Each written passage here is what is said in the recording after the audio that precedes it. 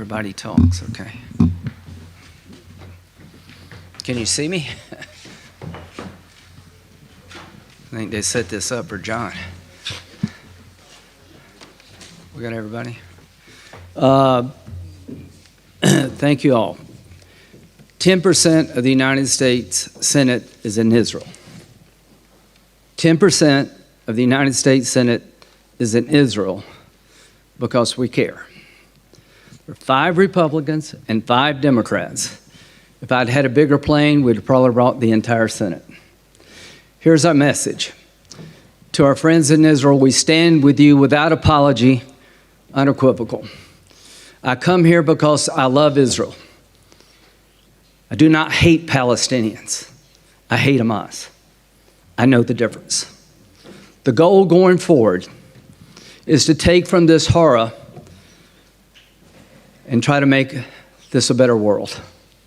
I saw things today that I didn't think were possible in 2023. I've seen grown men who've been fighting wars all of their lives be stunned by what they saw. The level of barbaric behavior here is beyond my ability to explain it. What does Hamas mean in English? ISIS. I've seen a lot traveling the world with my friends and my late friend John McCain. I have never seen anything like this in my lifetime. How does this end? Israel thrives, they survive, Hamas is destroyed, and the Palestinian people have a better life. That's how this has to end. So we're here today to give Israel what they need to do the job of destroying the modern day version of Nazis, Hamas. We're here today to tell Iran we're watching you. If this war grows, it's coming to your backyard. There won't be 2 fronts, there'll be 3. If there's an effort to unleash Hezbollah on the Jewish state to destroy it, my attention will be to Tehran. If these innocent hostages get slaughtered, I hold you, Iran, accountable because you could stop it if you chose to. The idea that this happened without Iranian involvement is laughable. 93% of the budget over decades, the training, the equipment, all coming from the Ayatollah. I come here to let Israel know that America will be with you. I come here to let the Arab world know, let's make peace if we can. Destroying Hamas is non-negotiable. How we do it, let's talk. What is winning? For the terrorist organization to be destroyed, for the people of Israel to have a sense of peace they've lost, for the Palestinian people to have hope they don't have, and for the Arabs and the Israelis to end a conflict that would make the world better. Why now? You'll never convince me that this is not about reconciliation between Saudi Arabia and Israel. The Iranians, through their proxy Hamas, unleashed holy hell on Israel to stop the march toward a better Mideast and a better world. My goal is for them to fail. For Iran to fail, Israel must destroy Hamas. For Iran to fail, the Palestinians must have a better life. For Iran to fail, the Mideast needs to come together, marching toward the light, away from the darkness. Senator Cardin. I want to thank Senator Graham for his leadership in putting together this opportunity for us all to be here in Israel.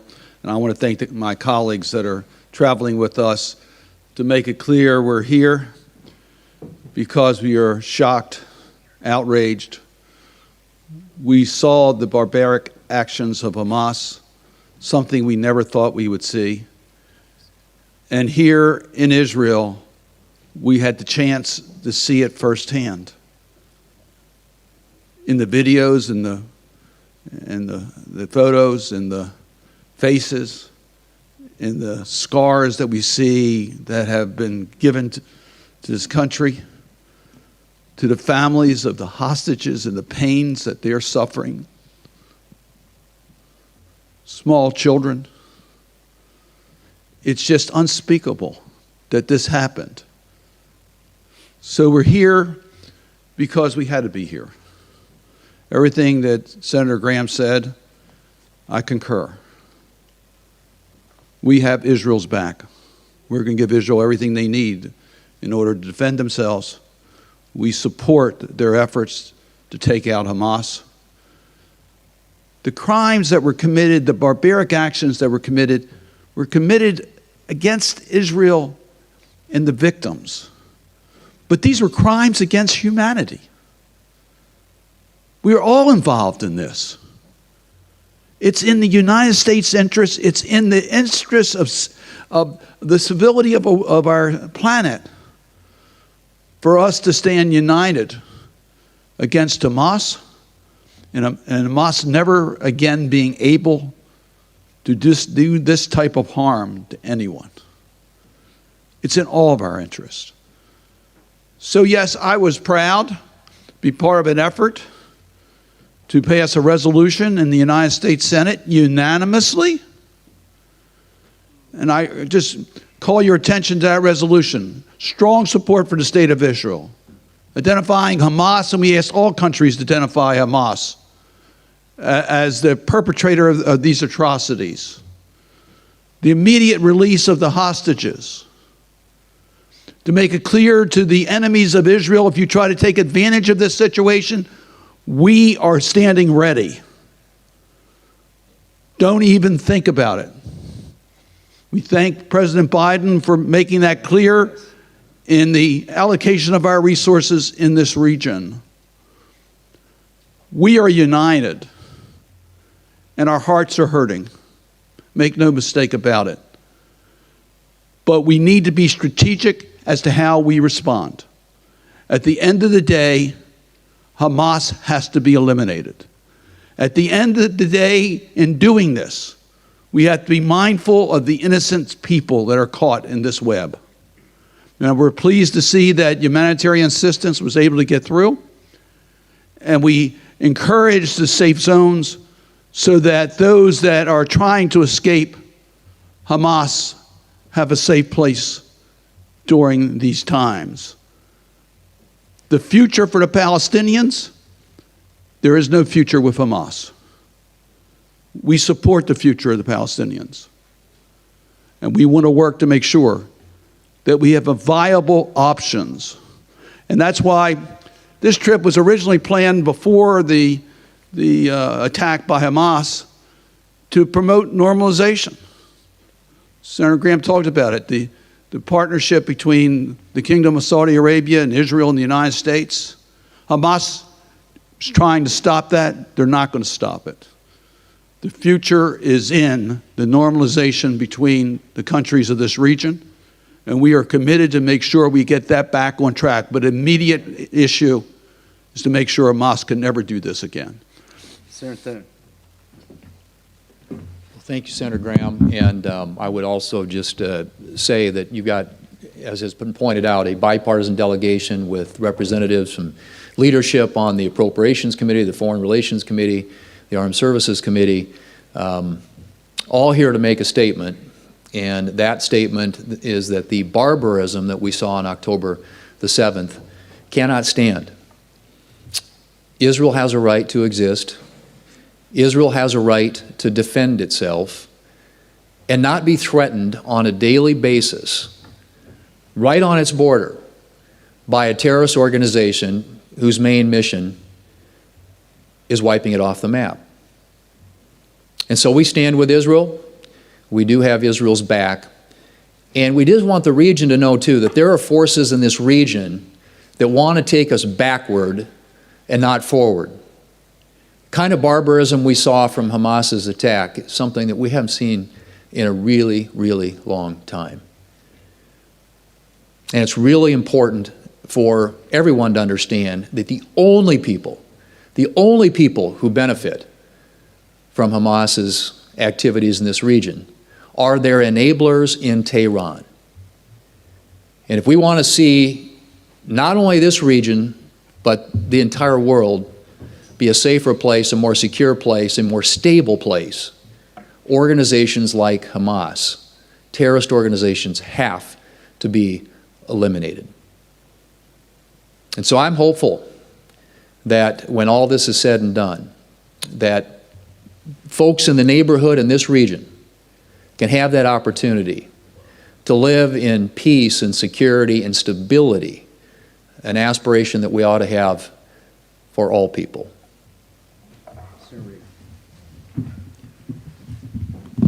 Well, I first want to thank Senator Graham for his great leadership on this issue. And after Hamas's depraved and despicable terror attack on the people of Israel, and indeed against all humanity, we stand here with Israel. We stand in Israel to proclaim our support and our effort to assist them in their great efforts. You've got to understand that Hamas hates the Jewish people and cares nothing about the Palestinian people. That's why they will use them as shields against their weapon systems. That's why they will throw them in the firing line. We have to deal with that terror. We have to help the state of Israel degrade and ultimately destroy Hamas. And we also have to stand, the United States, as a bulwark against the expansion of this conflict into other areas. Those nations that are trying to seize an opportunity should know that they would be seizing something less than opportunity. They would be seizing a very, very bitter outcome. And importantly, we're here to remind the whole world community that we have an obligation to those innocents in Palestine, those innocents rather in Gaza, and those other innocents across the globe. And we had a very productive session yesterday with the Crown Prince of Saudi Arabia, and we urged him to join the international community to provide the resources that is necessary to allow Palestinians in Gaza to flee the control of Hamas and be sustained until Hamas is defeated. Together we are here, all of us, to stand with Israel. Thank you. Senator Collins. I, too, want to thank Senator Graham for bringing us together in a bipartisan show of support for the one democracy in the Middle East, Israel. Before leaving on this trip, I met with the families of some of the hostages that Hamas has taken. And today, all of us met with a group of families of hostages. And I cannot stop thinking about a little 3-year-old girl named Abigail, who has been taken hostage by Hamas. This is her picture, which was given to me both in Washington and I brought on this trip and met more of her relatives today. Her older sister and brother, ages 6 and 9, hid for 14 hours in a closet to escape Hamas. Her mother was murdered, and her father was murdered as he was trying to rush little Abigail away. What kind of people commit such atrocities? This is not a close call. This is a clear case. Hamas is a terrorist group, and we must do all that we can to support Israel in its quest to eliminate Hamas. I serve as vice chair of the Senate Appropriations Committee. In that capacity, I will be working with my colleagues on both sides of the aisle in support of the Biden administration's request for $14 billion to assist Israel as it defeats Hamas. It is not only in Israel's interests, it's not only in the interests of the countries of this region, it's in America's interests, it's in the interests of our world. Senator Coons.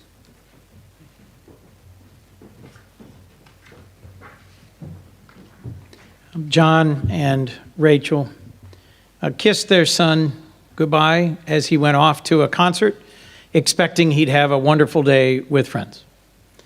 And like so many others of the parents and family members of hostages we met with at the beginning of our day here, they are today in a living hell, not knowing whether Hirsch is still alive or not. His left arm having been blown off by a Hamas grenade as he was in a shelter with dozens of other young folks who were music lovers who went out into the desert just to have a day of enjoyment of music. Like young Abigail, like so many others, from grandmothers to children, they are currently in Hamas hands in Gaza. This is a dark and difficult moment for the people of Israel, and we as a bipartisan delegation of 10 senators thought it important to follow in the footsteps of our president, our Secretary of Defense, our Secretary of State, and another delegation from the Senate that's already been here, to say that across all the committees and the states and the backgrounds that we represent, we stand with Israel. And we intend to provide the resources and the support and to confirm an ambassador to this important ally, but also to send a few simple messages to the region. As our president said, to those who might make the mistake of thinking this moment is an opportunity for them to attack, don't.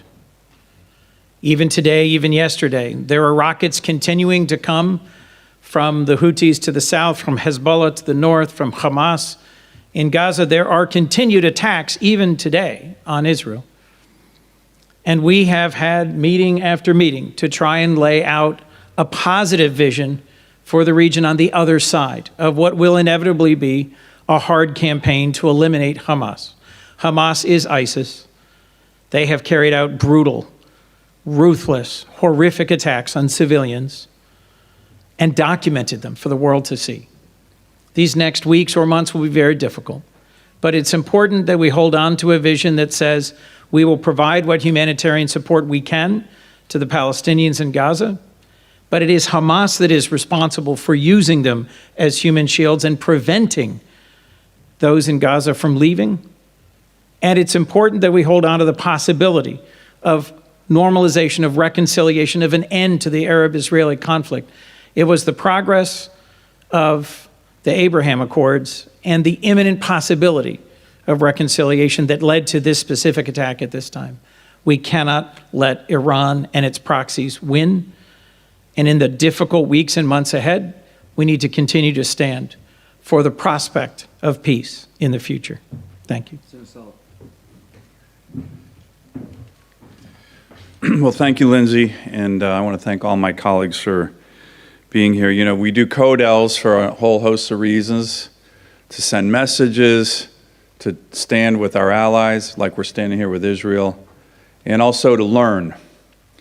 And I will tell you, and I think you're getting the impression here, this is a very sobering day, meeting with the families of the hostages, seeing videos that I actually think the whole world should see, of the just severe brutality and viciousness and evil. These are GoPro head-mounted killings by the Hamas terrorists. And the point here, as everybody's talking about it, and this is really important to our friends in the media, there's no moral equivalence here. There's no moral equivalence. Every civilian death in a war is horrible. But what we're seeing and what we saw with regard to Hamas was an attempt to actually make more civilian deaths, as bloody and vicious as possible. That's not what Israel does. That's not what Israel's doing right now. It's not what the United States does. It's what terrorist groups like Hamas and ISIS do. You've heard this issue. Hamas should be viewed as ISIS. I couldn't agree more. I think we all agree. The good news is, I think not just in Israel, but in other parts of the region, leaders agree. What does that mean? We undertook a global campaign to defeat ISIS. In every country in the world joined us. That's what we need to do now with Hamas. So countries that fund Hamas, countries that keep their leadership like Qatar, they need to get with the program. This is just like ISIS, and the world needs to know that. Finally, Iran appears to be loosening its leash on its proxies. Look at what happened with the Houthis just the last couple of days. We know for a fact the Houthis wouldn't act like that, firing missiles and rockets and drones without Iran's permission. Be warned, Iran. Be warned. There are so many U.S. senators on both sides of the aisle who view the terrorist leadership in Iran as the biggest malign threat in this region, in many ways the world. And we won't stand for you widening the war. We have military assets here, and the United States is going to defend its friend and ally. And finally, one other thing we're also trying to do is look around the corner of history. What do I mean by that? The Middle East is going to be changed, there's no doubt, because of this horrendous, vicious terrorist attack. And it's either going to be changed for good or for evil. But a lot of historic positive changes in the Middle East have actually arisen out of the ashes of major conflict. Think about the Yom Kippur War 50 years ago. And we've had very fruitful discussions in that regard, and we got to keep our focus on that kind of bright future. Senator Blumenthal. I want to join in thanking Senator Graham, but really I want to thank all of my colleagues who came here today, and I think I have never seen any group of colleagues so moved by what we saw and heard. I've never seen a group of United States senators so inspired and passionate about any cause. And today it is the cause of Israel defending itself, not in a war against Palestinians, but against a terrorist organization, let's call it what it is, seeking genocide. It is genocide. Hamas doesn't just hate the Jewish people like me, it wants to kill us. Period. Every one of us. The world cannot tolerate that kind of genocide anymore. My dad came to the United States of America to escape Germany. He had not much more than the shirt on his back. He spoke no English. He knew virtually no one.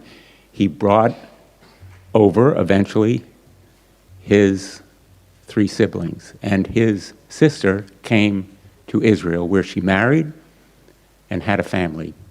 Today, one of my cousins is on the front in the IDF. When I met with those hostages, I saw in every one of them my family. They are Americans in their dedication to freedom and the values of America, and in their grief and fear,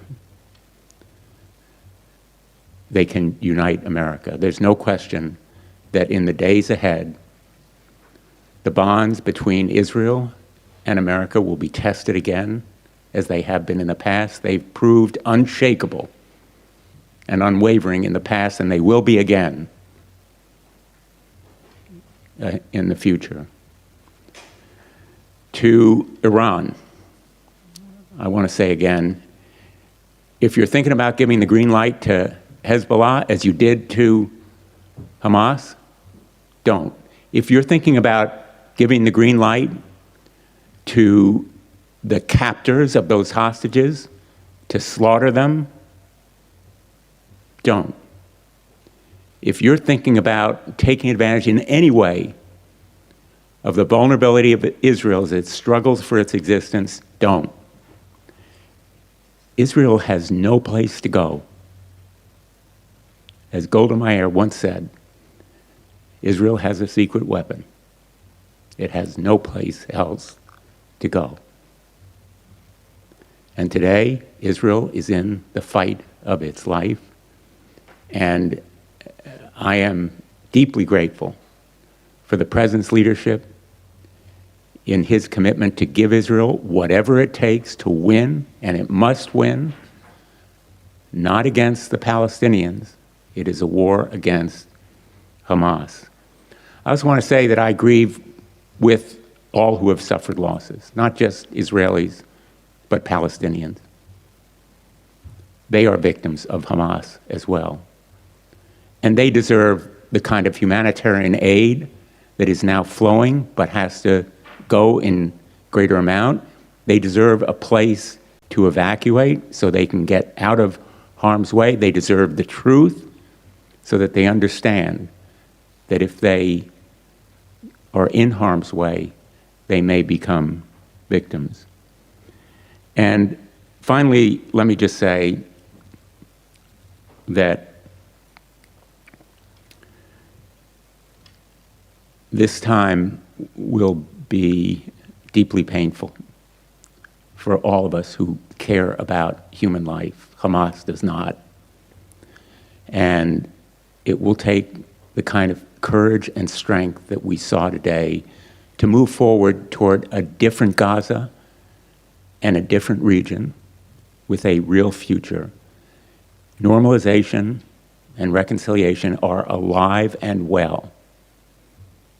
That is a message that has come across to me, at least, that normalization is still a positive and achievable hope.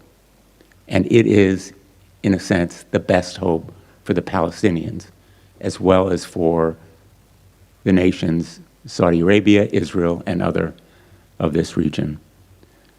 Thank you again to Senator Graham for bringing us today. Thank you. I want to start by thanking Senator Graham. Thank you for getting this group together. You and Senator Cardin put together a group of bipartisan senators.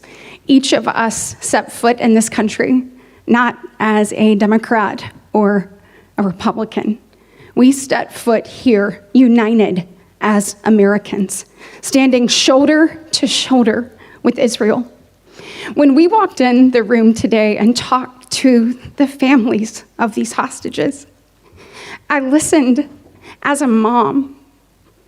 I listened as a wife, as a daughter, as a sister, thinking what these families are going through, thinking what each individual hostage is going through is absolutely unbearable. When we watched the videos and heard the stories today, the things that happened were unthinkable. The loss of life, kids having to watch their parents be murdered, parents having to watch their children be burned to death, women having to be raped, kids decapitated. It's disgusting, it's despicable, and it is pure evil. Make no mistake, I believe that people of all faiths can exist in peace and prosperity. But I do not believe that good can exist with evil. And when evil rears its head, we must look it in the eyes and we must take it down.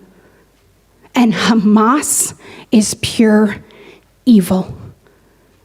Israel has every right to defend herself. And not only the right, they have the obligation to their children and their children's children. They have an obligation to the innocent. They have an obligation to the peace-loving people of this world. And that is ultimately what we want. We want Hamas to be destroyed, and we want peace to be restored. President Reagan said that evil cannot exist if the good are unafraid.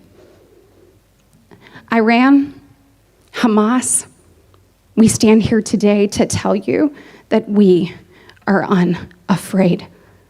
We stand shoulder to shoulder with Israel. We will take you down. Thank you.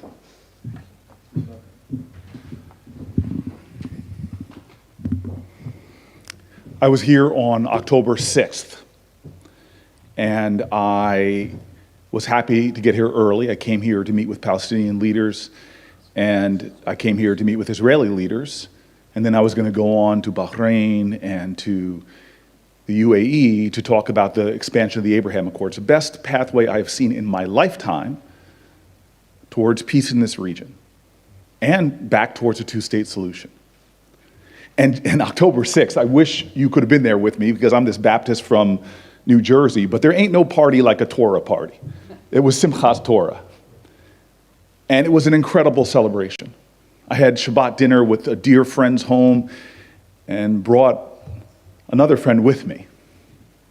Woke up the next morning, went jogging in the old city, and got a call from my chief of staff right there that I needed to get back to the hotel because Israel was under attack. And here I am, 2 weeks since I left Israel to the day, over the Allenby Bridge, after spending a day in and out of bomb shelters. And not just Israel has changed, but the world has changed. We have seen the brutalization of civilians, the butchering of children. We have seen the deaths of civilians and children that are of Palestinian descent, of Israelis. We have seen pain and hurt. This region is sinking in a agony. And why? What ignited this pain in this region that is rippling as far to my country, where threats against mosques and synagogues and shuls and violence against Muslims in my country and Jews is on the rise? What ignited this hate and horror that is rippling across the world? A terrorist organization, Hamas. They lit the match, they threw the grenade in the most gruesome ways to see Israelis today, soldiers today, with their voices choked with emotion, saying they have never seen this kind of brutality and hate from a terrorist organization, more like Daesh, more like ISIS. They're not freedom fighters. They have chained so many, sinking like an anchor in depths of grief and hurt and horror. There can be no moral equivocating. We are here right now. All of us in this room, we are gathered here because of Hamas and what they have done. I am so happy to travel with this group, but for this reason, I've seen a bipartisan delegation, eyes filled with tears, as they are revisiting the trauma with hostage family members, hostage-taken family members. I've watched them on this Codel, things they haven't mentioned. In private meetings, talking about getting humanitarian aid, lowering civilian casualties, getting Americans of Palestinian descent out, caring about humanity, showing their humanity as we work together as Americans, trying to uphold the highest of moral values. But what a moral failing if we did not stand here with a resolute voice, with unshakable conviction, with unbreakable resolve to say that we stand with Israel in their fight against a terrorist organization that is unleashing hate unto this world, a terrorist organization that even in their very rise killed, abducted, murdered Palestinians. Every time peace seems to be in the path, like after Oslo and during Oslo, they attack civilians, kill families and children. We are here today. What a difference 16 days makes. We are here today in a united stance against hate, against horror, and against this terror organization. And we are resolute that those people who fund and enable and empower terrorism, who wants to move this region away from the pathway of peace, from a two-state solution to a safe and secure Israel, to a homeland for the Palestinians, what Hamas is trying to do, we stand against you. This is who we are. I will tell you this. I was moved that on the plane in, one of my Republican colleagues is reading the Psalms. And it was amazing to me. Another one of my Republican colleagues pulls it up on his phone, and suddenly we were praying as we were landing in Israel. And the reason why that heartened me is because of the kinship in this region. We're all, a bunch of us Christians and Jews, Muslims and Israelis, part of the family of Abraham. What's awful about Hamas, this terrorist organization, this ISIS, Daesh-like, that they betray Islam. They betray the values of the Abrahamic faiths. And so, yes, we are Americans, but we stand with our cousins, with our brothers and sisters, whose humanity has equal dignity. A Christian child, a Muslim child, a Jewish child, an Israeli child, a Palestinian child. We should all be weeping for this terror that was unleashed on the killing of children, all ignited by this terrorist organization. And so for our combined faiths, for the power of the ideals of Abraham, who showed the word in Islam, sadaqah, the word in Judaism, sadaqah, this idea of justice, this idea of charity, of kindness, of decency, of love, of peace. That's what this is all about. We have a moment here where we can unify as a people to reject those who peddle hatred and violence and anti-Semitism, who unleash hate in this world, with our collective resolve and say no more. Right here, we unite to stop terror, and we choose a different way, a way that some of our Muslim brothers and sisters have shown. There is a different way in this region for all of God's children to join hands for human rights, for human dignity, for security, for peace and prosperity. That is the crossroads where we are. And if you want to know where I stand with those who choose the future. I stand with those who choose progress. I stand with those who choose peace. I stand with those who choose love over hate.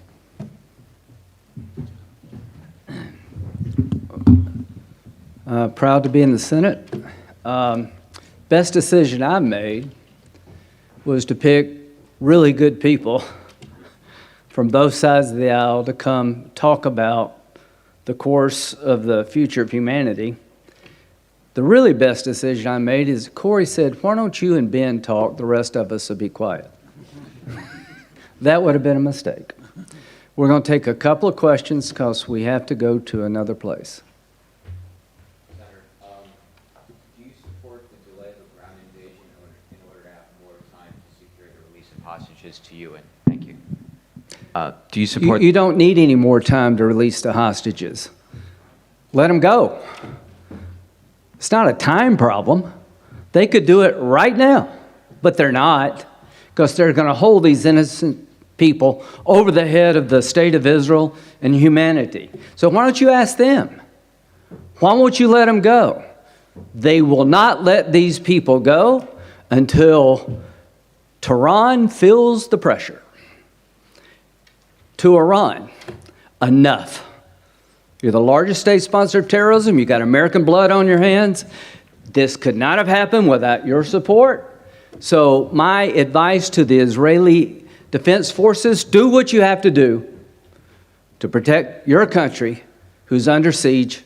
And the question about hostages should not be directed to me or Israel. It should be directed to the terrorist. What is your red line that would spark U.S. military involvement in this war? I came here to give voice to the idea that there's a bipartisan belief that escalation of this conflict should not occur. We ask the IDF and Israeli officials, what would a full-blown war with Hezbollah look like? It was not good. It's not my job to communicate red lines. I'm here to help my president. I'm glad he came. He's spoken well. Now it's time to put everybody on notice. If it gets worse, there'll be 3 fronts, not 2. U.S. troops have come under attack in recent days. Senator, should U.S. military strike back? You get all the questions, or is there some other? That's not. Yeah, go ahead. Thanks. Phyllis Weiss, Jewish Insider. Any that moves forward needing people of the House want to stand for, what's your message to House Republicans? Yeah, Ben? I'm giving the message to House Republicans.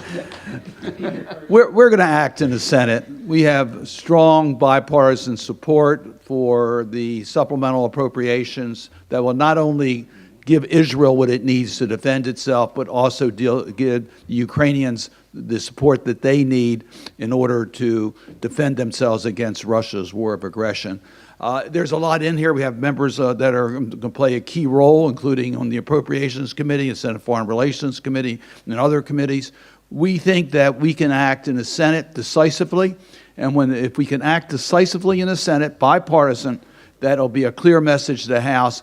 They got to act. So we know there's support in the House, and we think we will get this done, and we'll get it done in a timely way. Can you turn that? Thank you. Daniel Cohen, I'm the Jerusalem correspondent for Newsmax. I want to say thank you for being here. My family lives here. I made Aliyah 2 years ago.